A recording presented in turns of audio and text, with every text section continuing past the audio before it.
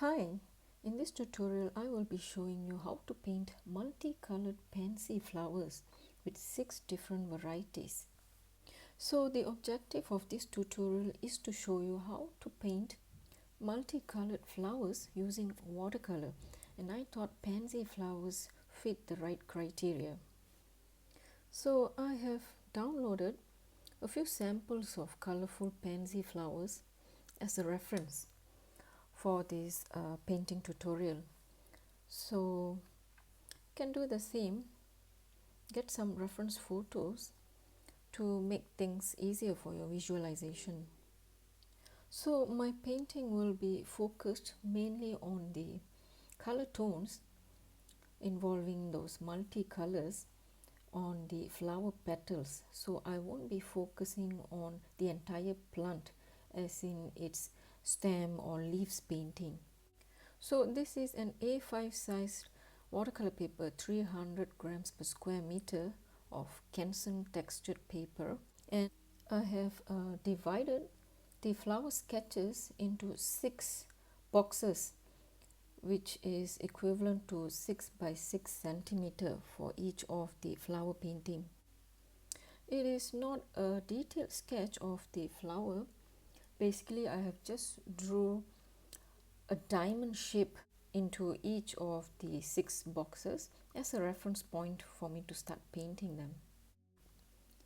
And my main brush is Da Vinci Casa Neo mop brush size 2, and occasionally I'll be using other brushes.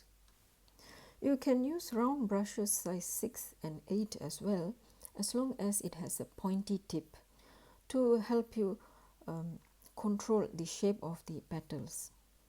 So for the first pansy flower, I have decided to paint it in a very orange colored tone. As you just saw, I have mixed some Indian yellow with bright red to achieve this orange tone. And to start off, I am painting this wet on dry, meaning I haven't pre-wet the surface of the paper. So with that wet paint mix, I am right away painting the flower petal. So most of the pansies variety that I'm going to show you in this tutorial is going to be painted using this wet on dry technique. But worry not, I will be using a wet on wet technique for one of the pansy flowers. So stay tuned and watch. So as you are witnessing now, I am just casually drawing the petals with the brush and right away painting the inner parts of the petal.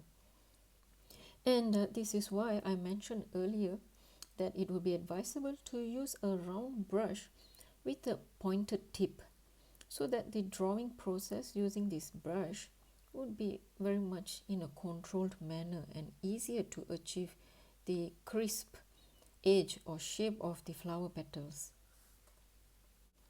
Now I think there are some variety of the pansy flowers with 5 or 6 petals, but I am not going to focus too much on the anatomy of the flower. It's just a tutorial to show you an easy way of drawing the pansy flowers or an impression of a pansy flower. So all my pansy painting would just focus on 4 petals. And as you notice now, the 4th petal of this pansy appears to be much darker, whereby I have added more pigment of the cadmium red to the initial orange mix. It's just to create a contrast between the petals and to make the flower painting more vibrant. Next, I have added in some sapphire to the orange mix and arrive at this dark mixture of color, and quickly dropping that in while the petal painting is still wet using a rigger brush. So if your petal painting has already dried prior to dropping in this dark pigment, worry not, you can still paint it on the dry petals I'll show you a hack or a method in the second part of this painting. As long as you have put in the contradicting colors, then you're good to go, because the objective of this painting, as I mentioned earlier, is to achieve multicolored petals. And extending a little bit of that dark color mix onto the fourth petal. Right now you can see me mixing a light green mix. I've added some lemon yellow to my permanent green to achieve this light green, and just dropping that into the middle part of the flower. And over here I am just attempting to make some adjustments to my painting, as I noticed the Sapphire mix is a bit overwhelming towards the middle of the flower. So I just used a clean damp brush to lift out that dark pigments, and quickly dropping in that lemon green that I made earlier. Moving on to the next Pansy variety, I'm going to use purple as a dominant color, and using the same steps, I am painting the bottom petal first. However, this Pansy is going to be a bit challenging, as it has got another two more color variety on its petal. So just slowly paint the main color, followed by lemon yellow right next to the main purple color. Now it's okay if those colors tend to mix up, but it's still under control because this is still wet on dry, where the paper is still dry, so you can still control these colors. So the third color is a very dark mix of purple, and to achieve this color I just added a little touch of Sapphire to the earlier purple mix, and you will achieve this very dark looking purple. Now I am just reapplying the same purple that I painted earlier, as it looks a bit faded, so it's just a retouch of the purple. So using the same color combinations that I used earlier, I'm just painting the rest of the petals. So basically it's a repeat process used for the first petal painting.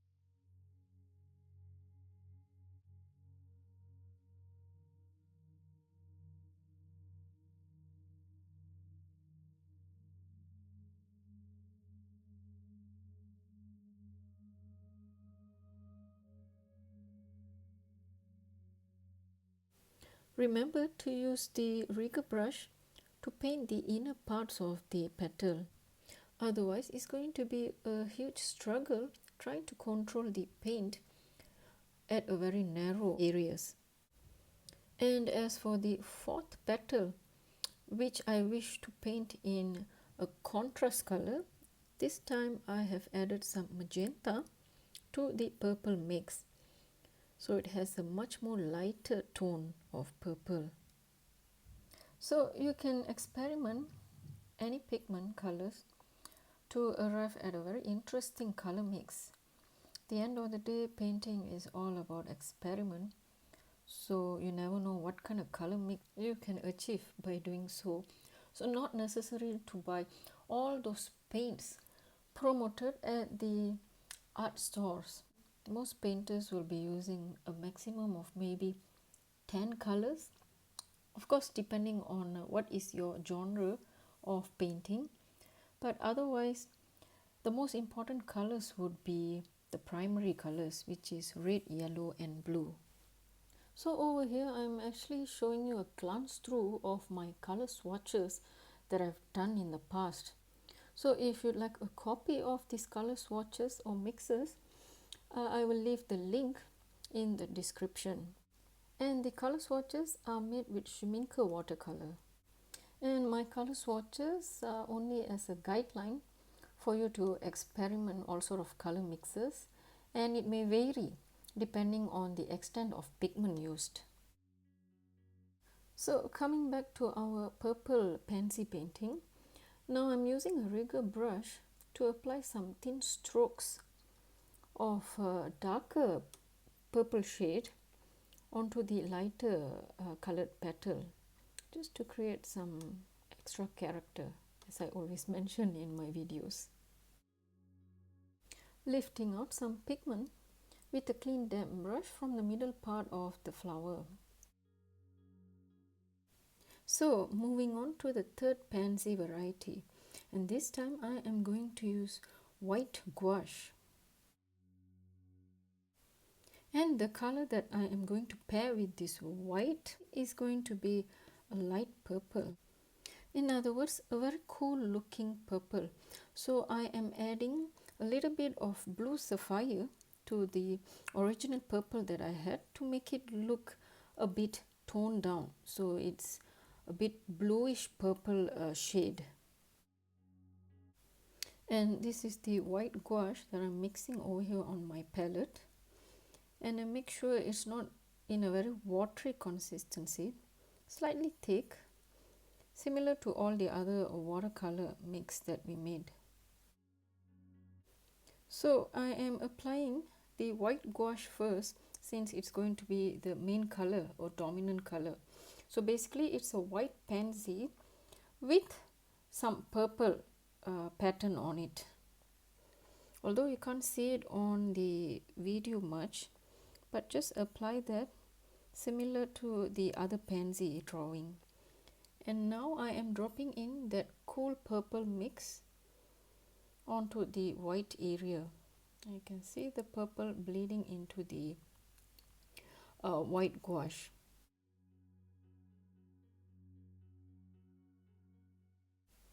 Over here I am just dropping in a little bit of lemon yellow mix into the middle part of the flower. So just repeat the same painting process for the other two petals on the left and right, starting off with the white gouache and then dabbing in the light purple mix.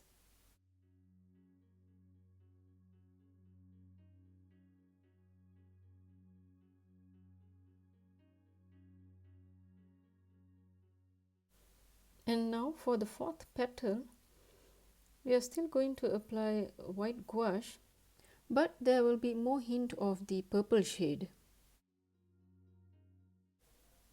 So for the purple shade, I have added more of the purple to make it slightly brighter than the cool purple tone I applied earlier. And using the tip of my brush, I'm just lightly applying the brush strokes to create that finer details onto the fourth petal.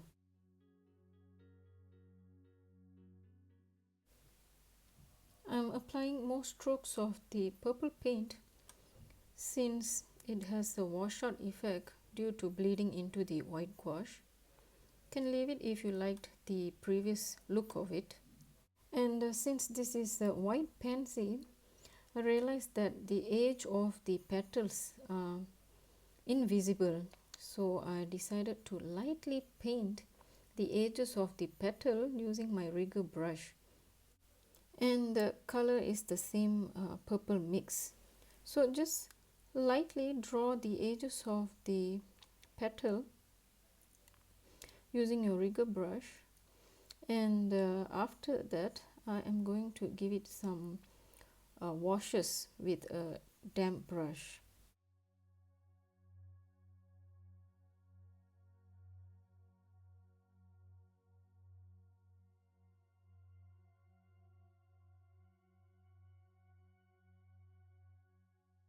Okay, then we'll move to the fourth pansy variety, and I'm going to be using blue as a dominant color.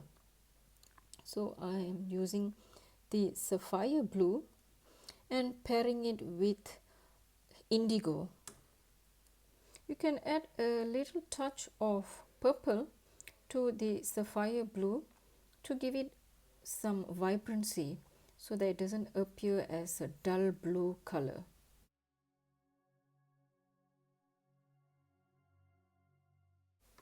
So for this fourth pansy painting, I thought I'll just start off with the secondary color, which is the indigo, and then paint with the dominant color just to see how it goes like.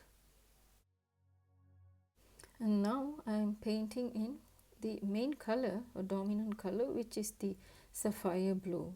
And as I draw the petal, I realize that the indigo does not bleed much or does not bleed profusely into the sapphire blue.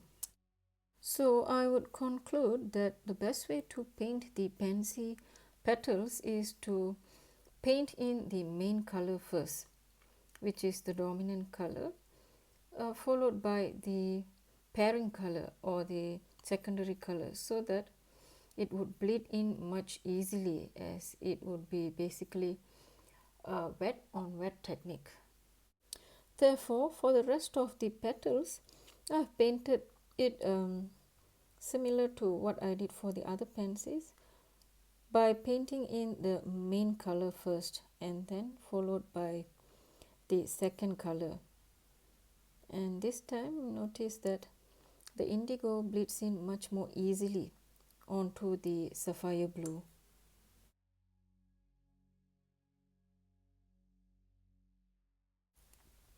And as for the fourth petal, as I mentioned earlier, this entire tutorial is supposed to create a contrasting color. So I have added in some more of the purple color to make the sapphire blue appear more vibrant.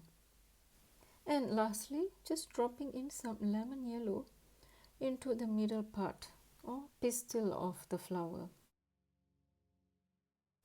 Moving on with the fifth pansy variety, and I'm going to use lemon yellow as a dominant color. And this time I've decided to pre-wet the paper with clean water and then apply the paint accordingly. So here it is, the mix of lemon yellow that I mentioned, and just dropping in that yellow paint onto the pre-wet surface. So basically I am not drawing the petal as I did for the other pansies. What I'm doing is just applying some light strokes of that yellow paint and allowing the pre-wet surface to spread the colors in easily. Next, I am dropping in some ruby red as the secondary color. You can see, since it's a pre-wet surface, it bleeds in very quickly or profusely. Repeat the same painting process for the other two petals. Now, if you don't prefer to do this wet on wet, you can just stick to the wet on dry method that I have demonstrated with the other four pansies. I just thought of demonstrating it using a different technique and experimenting it at the same time. So notice as I pre-wet the left hand petal, the ruby red from the main petal has bled onto the pre-wet area. So if this happens, don't panic, just lift that colors or pigment using a damp brush or a paper towel will do. So at this point I thought the ruby red has been dominating the corners of the first petal, so I decided to lift out some of the extra pigment using a damp brush. And now I'm pre-wetting the fourth petal. As usual, you're supposed to paint it with a contrast color, so I decided to add in some lemon yellow to a little bit of that ruby red and arrived at a very orange red pigment or shade.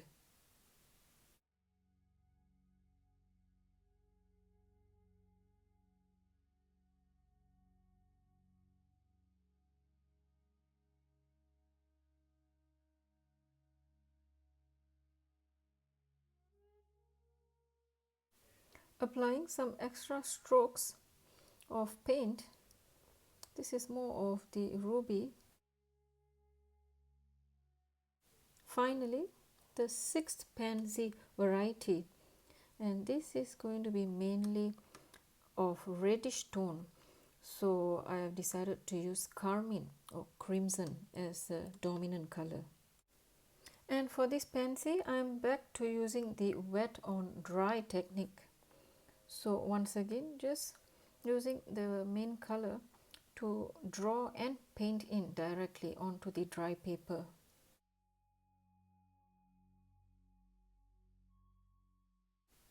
And since this is already a red petal, I thought of pairing it with a very much darker tone, and I thought a burgundy shade would do the trick. So in order to arrive to this burgundy shade, I have just mixed the ruby red that I had earlier with some sapphire. So mix these two colors in and you will arrive at burgundy, or also known as a maroon. So as usual, repeat the painting process for the other two petals.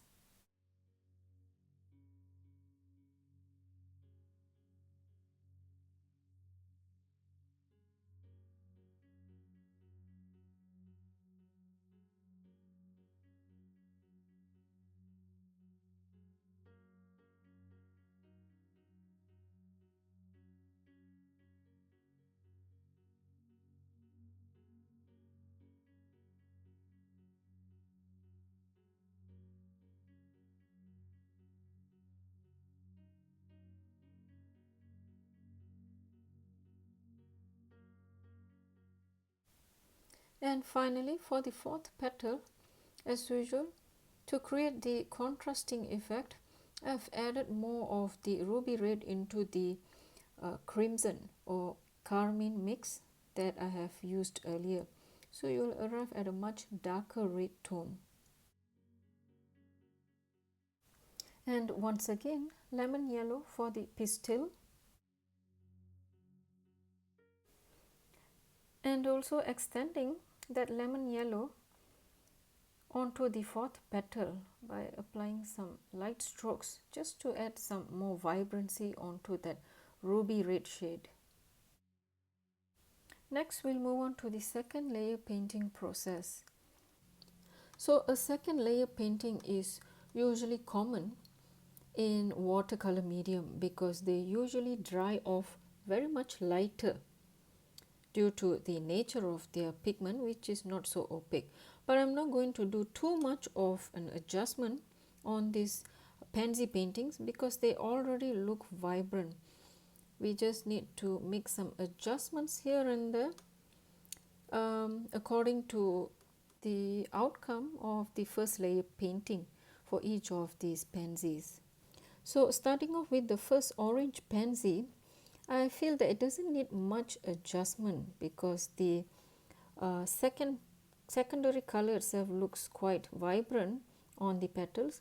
So it just needs a little bit of glazing of its original orange shade. So I've made a watery consistency of that orange paint. I'm just glazing over the original painting. So basically, glazing is a normal process in watercolor when you have very minimal adjustments to do. Usually you glaze them in order to make the painting or appear to be more vibrant. So just glazing that color onto the petals that I feel needs some extra vibrancy. Otherwise, the pansy painting is already perfect.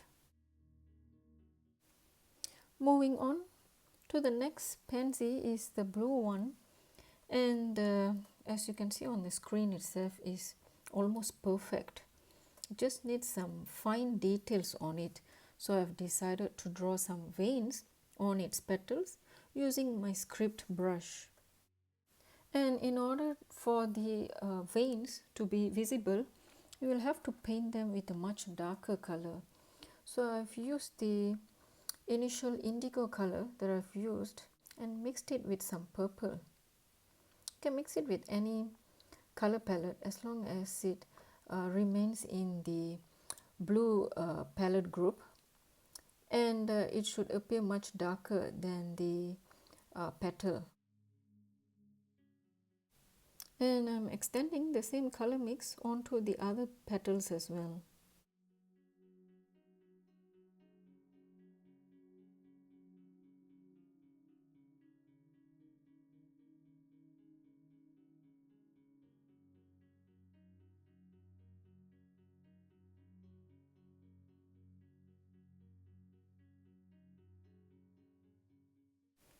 So next pansy that requires a major adjustment is this purple one. As you can see, there's too much of washout, and you can't even see the patterns on the petal. So I have decided to repaint almost the entire flower, replicating the original painting process. So as I was repainting this pansy, I wasn't sure how much of correction I can do in order to save this purple pansy painting. So you'll see the result in a while.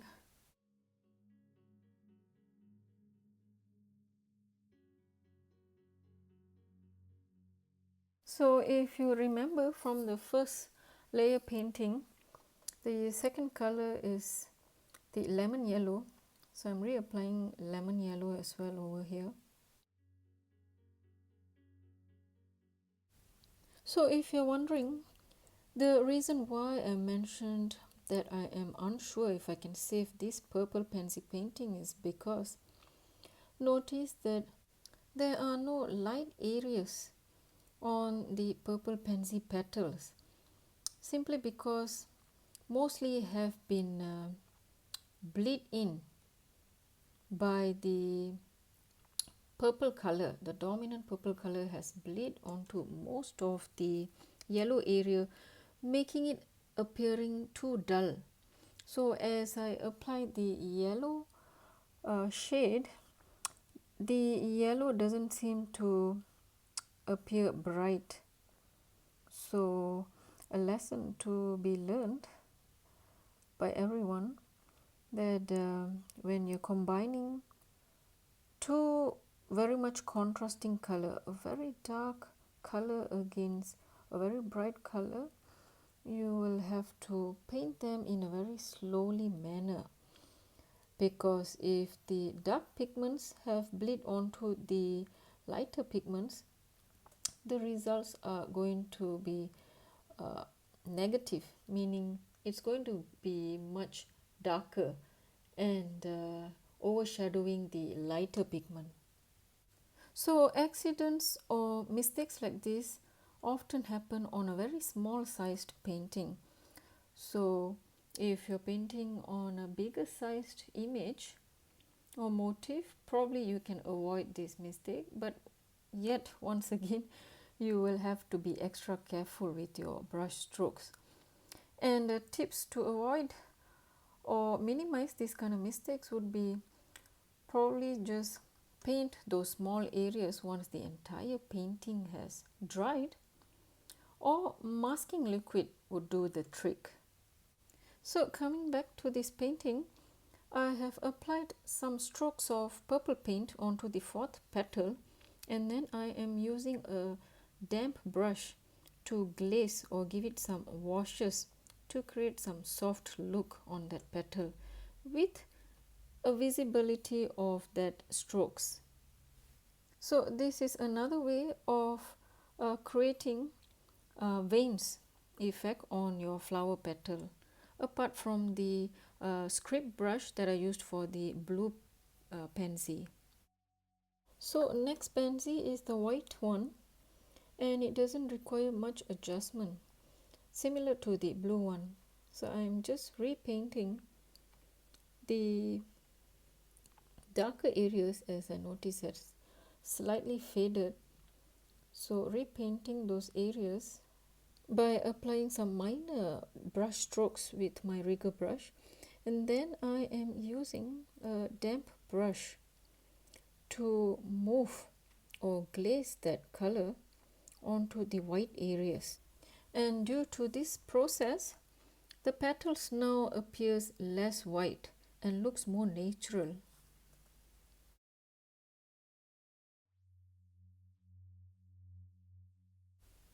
And finally, adjustments onto the fourth petal, similar to the purple pansy, just applying the purple mix with some minor brush strokes, imitating the veins, and then I am going to glaze in using a damp brush.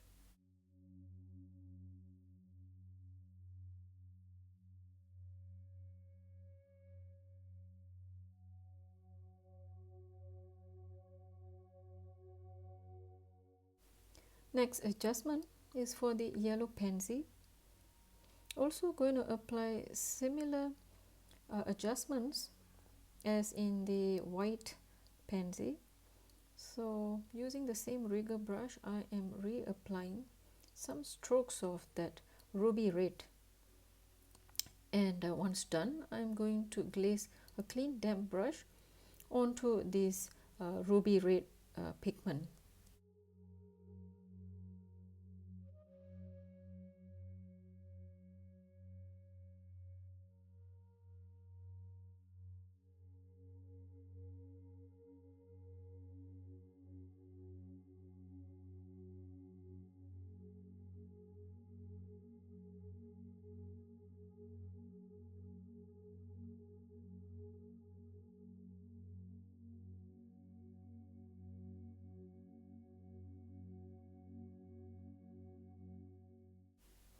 Same technique for the fourth petal. Just apply that wet paint using the rigger brush and then glaze that pigment using a clean damp brush. So remember, the brush is not supposed to be soaked wet. In order to have a proper damp brush, just squeeze the bristle of your brush to get rid of the excess water, or use a paper towel to absorb those excess water. Finally, adjustments for the red pansy also does not require a major adjustment. So I'm just going to paint in some fine details, especially the veins of the flower, similar to the blue pansy. So just use a darker shade of red and paint that veins using the script brush to draw in those fine lines.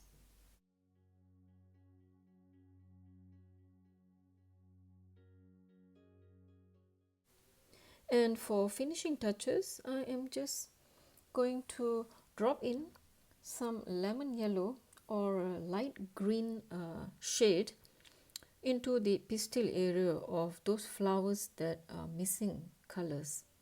And with this, I have completed the pansy paintings.